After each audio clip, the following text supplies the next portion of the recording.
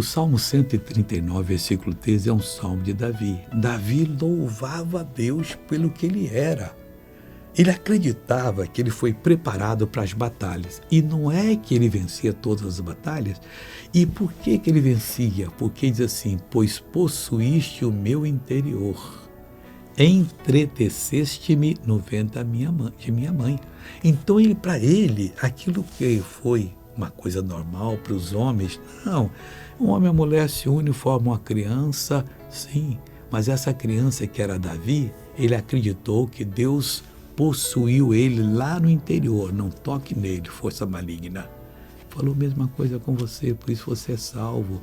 Você está buscando a Deus, ou será salvo.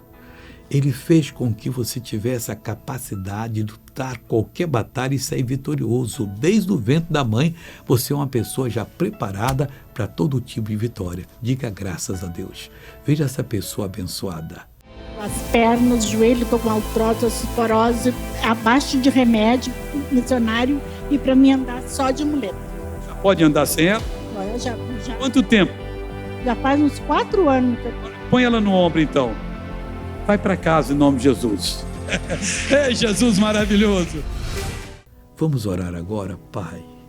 Eu uno a minha fé com a fé dessa pessoa, eu repreendo o mal que está na vida dela, eu reprovo e digo, saia, vá embora, desapareça, em nome de Jesus Cristo. E você diz, amém.